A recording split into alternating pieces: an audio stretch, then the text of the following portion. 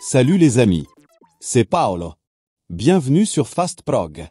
Nous allons voir ensemble le raccordement et l'activation de vos photocellules des XR10BAP sur la ZF1N.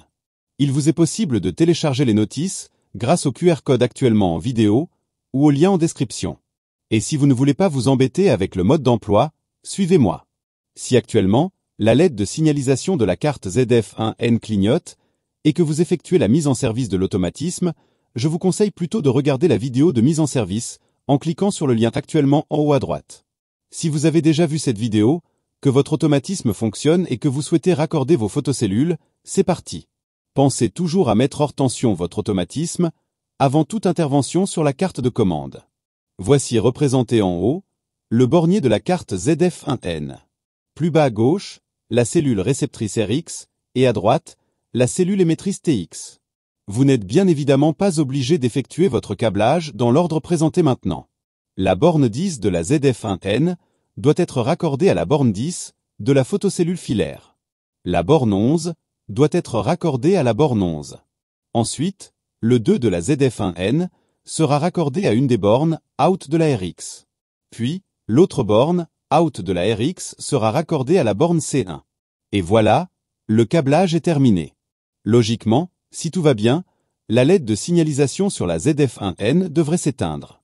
Si au contraire, cette LED reste clignotante, pas de panique. Jetez un œil à la vidéo de mise en service de la ZF1N. Contrôlez la présence de tension entre les bornes 10 et 11, elle doit être d'environ 24 volts alternatifs, si ce n'est pas le cas, contrôlez les fusibles. Assurez-vous que rien ni personne ne se trouve entre les photocellules, que l'alignement des photocellules entre elles soit bon, et que la pile dans la cellule TX ne soit pas défectueuse et bien positionnée. Voici en vidéo la signification des voyants LED dans les photocellules, dont celle vous permettant de vérifier l'alignement. Revérifiez à nouveau le bon câblage. Et en dernier recours, si après tous ces contrôles, le défaut persiste, alors le test ultime consistera à débrancher la photocellule RX, de décrocher la paire des piliers, de les apporter à proximité de la ZF1N, de les espacer de 1 mètre l'une de l'autre, et de raccorder la photocellule avec des fils apparents uniquement.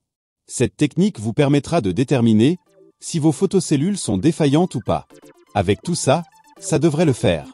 Si cette vidéo vous a permis d'être plus rapide et efficace, continuons à travailler ensemble. N'oubliez pas le pouce ou le petit commentaire, et n'hésitez pas à vous abonner, afin de découvrir le monde facile de FastProg. De nouvelles vidéos sont fréquemment ajoutées à la chaîne. Pour la programmation de vos télécommandes, d'autres dispositifs de sécurité ou l'accès direct à la chaîne, cliquez sur le lien qui vous intéresse. Arrivederci, alla prossima!